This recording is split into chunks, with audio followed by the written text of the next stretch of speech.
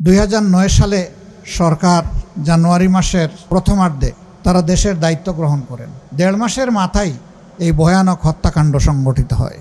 কিন্তু আপনজনেরা জানতে পারলেন না কারাই হত্যাকারী, কেন করেছে। দুইটা বিশ্বযুদ্ধেও একদিনে এত সংখ্যক সেনা অফিসারের মৃত্যু কোনো বাহিনীতে ঘটেনি। দুনিয়া এটি নজিরবিহীন এবং তার রেশ উসমান হাদি পর্যন্ত অব্যাহত ছিল। গর্বের বাহিনীকে দুর্বল করার জন্য এ ছিল এক গভীর ষড়যন্ত্র।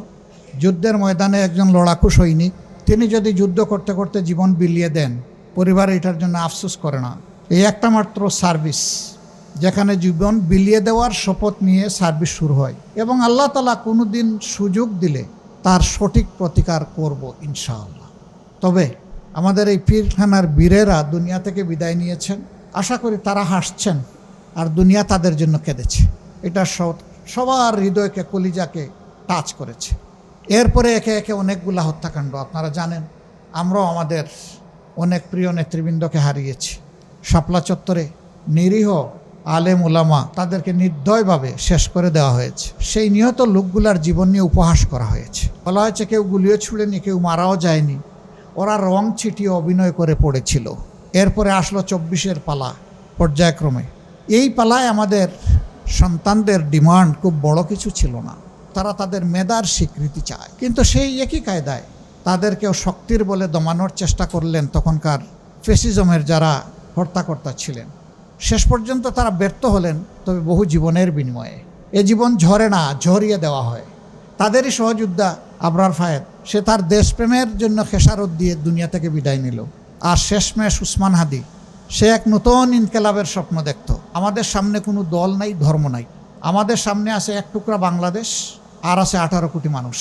আমরা বিরোধী দলের থেকেও জনগণের অধিকারের জন্য লড়াই অব্যাহত রাখবো ইনশাআল্লাহ। নেক্সাস আয়োজিত পিলখানা শহীদ পরিবারের সম্মানে হত্যাকাণ্ডের যারা দুঃখ বেদনা অন্তরে বহন করে চলছেন এবং জুলাই যোদ্ধা যে সম্মানে আয়োজিত আজকের ইফতার মাহফিলে সম্মানিত সভাপতি, এই মাহফিলে উপস্থিত প্রিয় দেশের বিভিন্ন শ্রেণী পেশার গুরুত্বপূর্ণ ব্যক্তিবর্গ, পিলখানা হত্যাকাণ্ডের শিকার শহীদ পরিবারের সম্মানিত সদস্যবৃন্দ, জুলাই যোদ্ধাবৃন্দ এবং গণমাধ্যমের সম্মানিত বন্ধুরা, আমি আমার আলোচনার সূচনায় আপনাদের সবাইকে পবিত্র রমজানের শুভেচ্ছা জ্ঞাপন করছি এবং দুরু বুকে অগ্রিম ঈদ মোবারক জানাচ্ছি। আপনাদের মনে প্রশ্ন উঠতে পারে, আমি দুরু বুকে কেন ঈদ মোবারক জানাতে যাচ্ছি। আজকে মূলত যাদের উদ্দেশ্যে এই আয়োজন, তাদের জীবনে 2009 সালের 25 এবং 26 তারিখ পিলখানায় যা ঘটেছিল, সেই কষ্ট, সেই ব্যথা তারা ভাঙ্গা বুকে বয়ে বেড়াচ্ছেন। ঈদ আসে, ঈদ যায়, ঈদ আসে মানুষের জন্য খুশির বার্তা নিয়ে, তাদের জন্য আসে চোখের 2 ফোঁটা পানি নিয়ে। মানুষ দুনিয়ায় জন্মেছে দুনিয়া থেকে বিদায় নেওয়ার জন্যে, কিন্তু সব বিদায় মানুষ সমানভাবে গ্রহণ করতে পারে না। যুদ্ধের ময়দানে একজন লড়াকু সৈনিক, তিনি যদি যুদ্ধ করতে করতে জীবন বিলিয়ে দেন, পরিবার এটার জন্য আফসোস করে না। কারণ তিনি প্রথম দিনই শপথ নিয়েছেন তার প্রিয় দেশের প্রতি ইঞ্চি মাটি তিনি পাহারাদারি করবেন। এই মাটি কাউকে ছাড় দিবেন না, প্রয়োজনে নিজের জীবনটা উপহার দেবেন। এই একটা মাত্র সার্ভিস যেখানে জীবন বিলিয়ে দেওয়ার শপথ নিয়ে সার্ভিস শুরু হয়। আমার জানা মতো সশস্ত্র বাহিনীর বাইরে এই রকম আর কোনো আয়োজন নেই। এই জন্যে আমি সবসময় বলি, সশস্ত্র বাহিনীর তুলনা শুধু ওনারা নিজেরাই, অন্য কেউ নয়, অন্য কারো সাথে এই তুলনা হবে না। 2009 সালে সরকার জানুয়ারি মাসের প্রথমার্ধে তারা দেশের দায়িত্ব গ্রহণ করেন। 1.5 মাসের মাথায় এই ভয়ানক হত্যাকাণ্ড সংঘটিত হয়। যেই হত্যাকাণ্ডের রহস্য নিয়ে অনেক লুকোচুরি হয়েছে, কিন্তু জাতি জানতে পারল না, আপনজনেরা জানতে পারলেন না কারাই হত্যাকারী, কারাই নীল নকশা তৈরি করেছিল এবং কেন করেছিল। দুইটা তদন্ত কমিশন তখন হয়েছিল, কোনোটাই আলোর মুখ দেখেনি। একটি করেছিল তৎকালীন সরকার, যাদের হাতেই এই হত্যাকাণ্ড সংগঠিত হয়েছিল, আর একটা করেছিল আমাদের গর্বিত সেনাবাহিনী। কোনোটাই আসলে আলোর মুখ দেখেনি। ইন্টারিম গভর্নমেন্ট আরেকটি কমিশন করেছিল। আমরা যতদূর শুনেছি এই কমিশন তাদের রিপোর্ট সরকারের কাছে উপস্থাপন করেছে। আমরা জনগণ এখনো জানতে পারিনি সে রিপোর্টে কি আছে। জানি না পরিবার জানার সুযোগ পেয়েছে কিনা, আমার ধারণা না।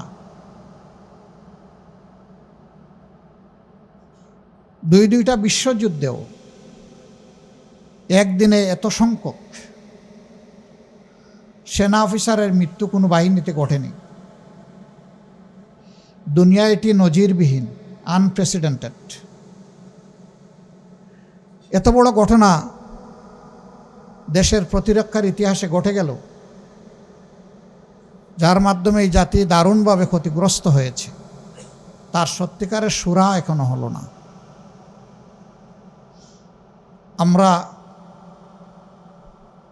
আমিও সৈনিক পরিবারের একজন সদস্য।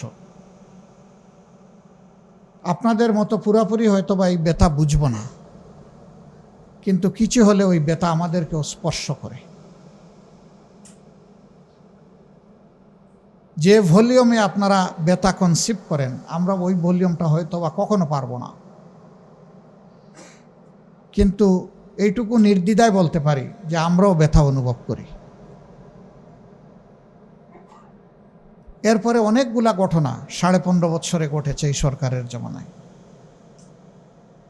এবং সবগুলা ঘটনাই দায় চাপানো হয়েছে যারা ভিকটিম তাদের উপরে। ভিকটিমরা আবার রিভিকটিমাইজড হয়েছেন। এটাই সবচেয়ে দুর্ভাগ্যের বিষয়। একদিকে বিচার তো পেলেনই না, উল্টা আপনজনকে হারানোর পরেও তারা আবার নিগ্রহের শিকার হলেন, নিবর্তন নির্যাতনের শিকার হলেন। একটা শ্লোক আছে, পাপ বাপকেও ছাড়ে না। এটাকে ম্যাচিউরিটি পর্যন্ত দিতে হয় যাওয়ার সুযোগ। আল্লাহ তাআলা একটা সীমা পর্যন্ত সেই সুযোগ দেওয়ার পরে তাদের উপরে তার শক্ত গ্রিপ বসান। আল্লাহর গ্রিপ যখন ওই সমস্ত অপরাধীদের ঘাড়ের উপর পড়ে, তখন তাদেরকে আর রক্ষা করার কেউ থাকে না। তারা হয় সমাজের কাছে অপদস্থ এবং নিগৃহীত। বনানী সামরিক গুরুস্থানে, কবরস্থানে, যেখানে আমাদের এই বীরদেরকে দাফন করা হয়েছে, সেখানে আমার ঘনিষ্ঠজনরাও শুয়ে আছেন। আমি যখন তাদের কবর জিয়ারত করতে যাই, তখন হয় এইটা দিয়ে শুরু করি, না হয় এখানে এসে শেষ করি। এইটাকে নৈতিক দায়বোধের জায়গা থেকে একটা সৌভাগ্য মনে করি, এই বীরদের কবরের পাশে দাঁড়ানো। আল্লাহ দোয়া কবুল করার মালিক, কিন্তু দিল খুলে তার কাছে সাবমিশন দেওয়ার দায়িত্ব আমাদের, পূর্ণ আন্তরিকতা এবং এখলাসের সাথে। আছে আবারও দোয়া করি, এই বীরেরা, আমরা দেখতে পাচ্ছি তারা নিরপরাধ, তাদেরকে ভিকটিমাইজ করে দুনিয়া থেকে বিদায় করা হয়েছে, এবং তাদের পরিবারের কতিপয় সদস্যকেও কষ্ট দিয়ে দুনিয়া থেকে বিদায় দেওয়া হয়েছে। আল্লাহ তাদের সকলকে শহীদ হিসাবে কবুল করুন। এবং এই পরিবারের যারা কান্না ভেজা ভাঙ্গা বুক নিয়ে যারা বেঁচে আছেন, আল্লাহ তাআলা তাদেরকে উত্তম ধৈর্য ধরার তৌফিক দান করুন। যতদিন এই বীরেরা বেঁচে ছিলেন, তারা সংশ্লিষ্ট পরিবারের অভিভাবক ছিলেন। কিছু কিছু পরিবার সদ্য বিবাহিতা কলিজার টুকরা স্ত্রীকে রেখে গেছেন। কারো গর্ভে প্রথম সন্তান, কারো ছোট ছোট কিডসরা ছিল। আমি জানি না আমাদের ওই মায়েরা বোনেরা এই অবুজদের যখন বয়স হয়ে মুখে কথা ফুটেছে, তখন ওই বাচ্চারা যখন জিজ্ঞেস করেছে বাবা কোথায়, তখন তারা কি জবাব দিয়েছেন আমি জানি না। আমার জানা মতো অবুজ কান্নাই ছিল তখন তাদের অবুজ বাচ্চাদের জন্য জবাব।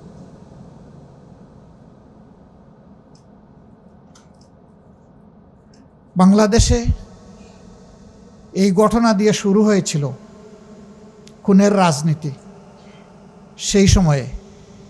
এরপরে এটা এসে শেষ হয়েছে 24 এবং তার রেশ উসমান হাদি পর্যন্ত অব্যাহত ছিল। এই মানুষগুলোর ত্যাগ এবং কুরবানির কারণেই আজকে বোধহয় এখানে দাঁড়াতে পারলাম, কথা বলতে পারছি, নিজের অনুভূতিটুকু অন্তত প্রকাশ করার সুযোগ পাচ্ছি। খুবই তৃপ্ত হতাম, কৃতজ্ঞ হতাম যদি এই শহীদ পরিবারগুলার ভাঙ্গা বুকের ভিতর থেকে আসা, বের হয়ে আসা দুই একটি কথা মন ভরে শুনতে পারতাম। রমজানের দিন হওয়ার কারণে সময়ের সীমাবদ্ধতায় সম্ভবত আয়োজকরা এই সুযোগ দিতে পারেননি, অথবা আমরা এই সুযোগ নিতে পারিনি। আল্লাহ তাআলার কাছে দোয়া করি তাদের মনের কথাগুলা আল্লাহ যেন শোনার এবং বুঝার সুযোগ আমাদেরকে দান করেন। আমরা তাদেরকে কথা দিচ্ছি, সরকার বিচার ব্যবস্থা কি করবে না করবে সেটা আমরা দেখব, কিন্তু আমরা আপনাদেরকে আমাদের পরিবারের অবিভাজ্য অংশ মনে করি, আনসেপারেবল। আপনাদেরকে কখনো আমরা আমাদের হৃদয় থেকে সেপারেট করতে পারবো না। তারা আমাদেরকে ঋণী করে গিয়েছেন, তারা দেশের জন্য কমিটেড ছিলেন, জাতির দায়িত্ব নিয়ে তারা দায়িত্ব পালন করেছিলেন। গর্বের বাহিনীকে দুর্বল করার জন্য এ ছিল এক গভীর ষড়যন্ত্র। আমরা এই ষড়যন্ত্র উপলব্ধি করি এবং আল্লাহ তাআলা কোনো দিন সুযোগ দিলে তার সঠিক প্রতিকার করব ইনশাআল্লাহ। সে আমি বেঁচেও থাকতে পারি, চলেও যেতে পারি, মানুষও মর নয়, কখন কে কতদিন বাঁচবে সে নিজেও জানে না, স্বয়ং নবী পয়গাম্বররাও জানতেন না। এটি আল্লাহ তাআলার অ্যাবসলিউট অথরিটি। তিনি কাউকে এইভাবে অগ্রিম বলেন নাই যে তোমাকে এত দিন, এত ঘন্টা, এত মিনিট, এত সেকেন্ড সময় দিয়ে দুনিয়ায় পাঠাচ্ছি। এটা আল্লাহ তাআলার একান্ত মেহেরবানি। তবে আমাদের এই পীরখানার বীরেরা দুনিয়া থেকে বিদায় নিয়েছেন, আশা করি তারা হাসছেন আর দুনিয়া তাদের জন্য কেঁদেছে। সারা বাংলাদেশ কেঁদেছে, বাংলাদেশিরা যে যেখানে বিশ্বে ছিলেন তারা কেঁদেছেন, বাংলাদেশি নন এমন মানুষগুলোও কেঁদেছে। এটা সবার হৃদয়কে, কলিজাকে টাচ করেছে। এরপরে একে একে অনেকগুলা হত্যাকাণ্ড আপনারা জানেন। আমরাও আমাদের অনেক প্রিয় নেতৃবৃন্দকে হারিয়েছি, ফার্সিক্যাল ট্রায়াল এবং এক্সট্রা জুডিশিয়াল কিলিং দুইটার মাধ্যমে, বিচারিক, বিচার বহির্ভূত, দুইভাবেই আমরা আমাদের প্রিয়জনকে হারিয়েছি, আপনজনকে হারিয়েছি। তাদের সকলের জন্যই অন্তরের অন্তঃস্থল থেকে দোয়া একটাই, আল্লাহ যেন তাদেরকে মর্যাদাবান শহীদ হিসাবে কবুল করেন। শাপলা চত্বরে অনুরূপভাবে নিরীহ আলেম ওলামা, হুফাজ, আইতাম তাদেরকে নির্দয়ভাবে শেষ করে দেওয়া হয়েছে এবং সেই নিহত লোকগুলার জীবন নিয়ে উপহাস করা হয়েছে। বলা হয়েছে কেউ গুলিও ছুঁড়েনি, কেউ মারাও যায়নি, ওরা রং ছিটিয়ে অভিনয় করে পড়েছিল। এইভাবে নিহত হওয়া লোকদের প্রতি উপহাস দুনিয়ার ইতিহাসে কেউ কোথাও করেছে কিনা আমার জানা নেই, কিন্তু বাংলাদেশ তা প্রত্যক্ষ করেছে।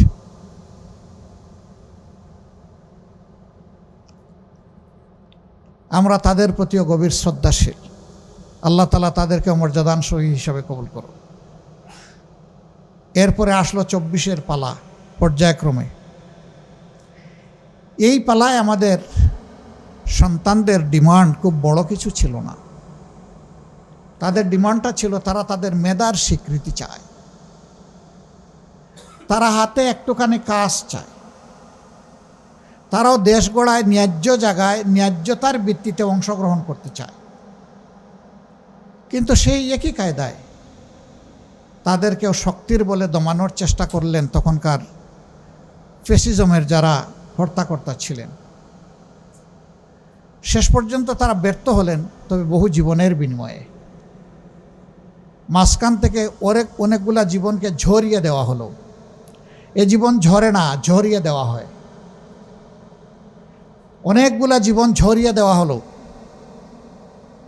এবং সেই জীবনের প্রেক্ষাপটে অসংখ্য ত্যাগ কুরবানি। যারা বেঁচে আছেন তাদের মধ্যে অনেকে পঙ্গুত্ব নিয়ে বেঁচে আছে, হয় হাসপাতালের বেডে, না হয় একটা কষ্টের জীবন তারা বয়ে বেড়াচ্ছেন। তাদের সকলের প্রতি আমাদের গভীর সহানুভূতি এবং 24-এর যারা নিহত হয়েছেন সবাইকে আল্লাহ শহীদ হিসাবে কবুল করুন, সেই দোয়া। তাদেরই সহযোদ্ধা, ওদেরকেও আমরা ভুলব না। আবরার ফায়েদ, সে তার দেশপ্রেমের জন্য খেসারত দিয়ে দুনিয়া থেকে বিদায় নিল। আল্লাহ তাকে শহীদ হিসাবে কবুল করুন। তার আওয়াজ ছিল আধিপত্যবাদের বিরুদ্ধে, তার আওয়াজ ছিল তার দেশের অধিকারের পক্ষে। আর শেষমেশ উসমান হাদি, সে এক নতুন ইনকেলাবের স্বপ্ন দেখত। একটা বৈষম্যহীন সমাজ চেয়েছিল এবং আধিপত্যবাদ বিরোধী একটা মাথা উঁচু করে বুক ফুলিয়ে দাঁড়ানো একটা জাতি দেখতে চেয়েছিল। তাকে শেষ করে দেওয়া হয়েছে, কিন্তু সে শেষ হয়ে যায়নি। সে কোটি মানুষের অন্তরে একটা শ্রদ্ধার আসন। সেই পিলখানার শহীদ, শাপলা চত্বরের শহীদ এবং ক্রমান্বয়ে 15.5 বছরে যারা শহীদ হয়েছেন তাদের সকলের চাইতেও একটা ব্রাইট আসন সে দখল করে বসে আছে। তারও বিচার। যেখানেই গিয়েছি গত নির্বাচনী প্রচারণায় যুবকরা হাত ধরে শক্ত করে ঝাঁকুনি দিয়ে একটা কথা বলতো, হাদি ভাইয়ের বিচার করবেন কিনা। এখনও বলে এই বিচারটা আমরা পাবো কিনা। আমরা এই বিচারগুলো পেতে চাই। তবে হ্যাঁ, ওই 15.5 বছর মানুষের উপর যেভাবে অবিচার করা হয়েছে বিচারের নামে, ওটা আমরা চাইব না। এটা যেন শতভাগ ন্যায় বিচার হয় এবং যার পাওনা সে যেন পায়। এতে যদি অভিযুক্ত কোনো ব্যক্তি একদম সম্পূর্ণ নির্দোষ ন্যায় বিচারের মাধ্যমে প্রমাণিত হয়ে যায়, আমাদের কোনো আফসোস থাকবে না। একজন অভিযুক্ত মানুষও দোষী না হয়ে যেন শাস্তি না পায়, সেইটাই আমরা দাবি করব। বরঞ্চ প্রকৃত দোষীরা যেন সঠিক শাস্তিটা পায়, এইটা যেন নিশ্চিত করা হয়। আমরা দাবি জানিয়ে যাব এবং আপনাদের দাবির সাথে আমরা একাত্ম হয়ে চলতেই থাকব। আমাদের এই লড়াই অব্যাহত থাকবে ইনশাআল্লাহ। আল্লাহ রাব্বুল আলামিন এমন একটা দেশ, একটা জাতি আমাদেরকে দান করুন যেখানে আর প্রতিহিংসার রাজনীতি চলবে না, মিথ্যাচারিতা ধোঁকাবাজি রাজনীতির নামে আর ব্যবসা হয়ে দাঁড়াবে না, যেখানে রাজনীতি ব্যবসার পণ্য হবে না, যেখানে জনগণ আর কারো দাসে, মানসিক দাসে পরিণত হবে না, যেখানে সত্যিকার অর্থে স্বাধীন বাংলাদেশের নাগরিকেরা স্বাধীন নাগরিক হিসাবে মর্যাদার সাথে বসবাস করে পরিচয় দিবে, আমি বাংলাদেশ এবং এটি আমার বাংলাদেশ। এই দেশটাই আমরা চাচ্ছি। আল্লাহ তাআলা এমন একটি সুন্দর দেশ আমাদেরকে গড়ার জন্য তৌফিক দিন। আমাদের অঙ্গীকার স্পষ্ট, এই জাতির জন্যে ন্যায়ের পক্ষে, অন্যায়ের বিরুদ্ধে আমাদের লড়াই অব্যাহত থাকবে। অন্যায় অসত্যের পরাজয়, তার ধ্বংসস্তূপ, তার স্কেলিটনের উপর ন্যায় এবং সত্য প্রতিষ্ঠিত না হওয়া পর্যন্ত একটি ন্যায়ভিত্তিক, সমতাভিত্তিক সমাজ, মানবিক সমাজ প্রতিষ্ঠিত না হওয়া পর্যন্ত আমাদের লড়াই অব্যাহত থাকবে। আমাদের সামনে কোনো দল নাই, ধর্ম নাই। আমাদের সামনে আছে এক টুকরা বাংলাদেশ, আর আছে 18 কোটি মানুষ। তাদের সকলের প্রতি আমাদের এই কমিটমেন্ট। আমরা সরকারে যেতে পারি নাই, কোনো আফসোস নাই। আমরা বিরোধী দলের থেকেও জনগণের অধিকারের জন্য লড়াই অব্যাহত রাখবো ইনশাআল্লাহ। সরকারের সঙ্গত ইতিবাচক জনকল্যাণে নেওয়া প্রত্যেকটি সিদ্ধান্ত এবং কাজের আমরা সমর্থক হব, সঙ্গী হব, সহযোগী হব, সহযোদ্ধা হব। কিন্তু আমরা যদি দেখি সেই পুরানা কায়দায় কালো আইন বলবৎ রেখে অথবা নতুন নতুন কালো আইন তৈরি করে জাতিকে আবার নিগৃহীত করার দিকে যাওয়া হচ্ছে, তাহলে আমরা ঘরে বাইরে গর্জন করব। ঘর সংসদ, বাইরে রাজপথ, এবং আমরা এই দেশের মানুষের সাথে একাকার হয়েই করব। এই যে আমার সামনে একজন নিপীড়িত সাংবাদিক বসে আছে, এরকম আরও অনেকেই আছেন সেই আমলের সাক্ষী। যাদের অপরাধ ছিল তাদের কণ্ঠ আর কলম ন্যায়ের পক্ষে ছিল, এটা বরদাস্ত করা হয়নি। তুষণ চাওয়া হয়েছে, তুষণ করা হোক, সব কিছুতে বাহবা বাহবা, আলবত আলবত বলা হোক। যারা বলেছেন তারা অ্যাপ্রিসিয়েটেড হয়েছে, তারা তাদের কাছ থেকে অনেক কিছু আদায় করে নিয়েছেন, পেয়ে গেছে। আর যারা বিবেকের পক্ষে ছিলেন তাদেরকে স্ট্রাগল করতে হয়েছে, লড়াই করতে হয়েছে, অনেক কিছু মেনে নিতে হয়েছে। এই সমস্ত মজলুমরা আমরা একাকার। আমরা চাই জুলুমের অবসান বাংলাদেশে হোক। আমরা চাই সেই ন্যায়ের বাংলাদেশটা প্রতিষ্ঠিত হোক, যে একটি মাত্র স্লোগান, রাস্তাঘাটে, নগরে বন্দরে, বাড়িতে বাড়িতে, গাছের উপরে, তারপরে বাড়ির ছাদে উঠে সবাই দিয়েছিল উই ওয়ান্ট জাস্টিস। সেই জাস্টিসের পক্ষে আসুন, সমবেত লড়াই আমরা চালিয়ে যাই। আবারও সকল মজলুমদেরকে আমার অন্তরের অন্তঃস্থল থেকে, মজলুম পরিবারগুলোকে শুকরিয়া জানাচ্ছি, ধন্যবাদ জানাচ্ছি, এবং আপনাদের ব্যথার একজন অংশীদার সাক্ষী হিসাবে বেঁচে থাকতে চাই। আল্লাহর কাছে সেই তৌফিক কামনা করছি। আল্লাহ হাফিজ। বাংলাদেশ জিন্দাবাদ। মানবিক বাংলাদেশ গড়ার পথে আমরা সবাই এগিয়ে যাব, এবং আল্লাহ তাআলা ইনসাফের বাংলাদেশ আমাদেরকে উপহার দিবেন, এই আস্থা রেখে শেষ করছি। আসসালামু আলাইকুম ওয়া রাহমাতুল্লাহি ওয়া বারাকাতুহু।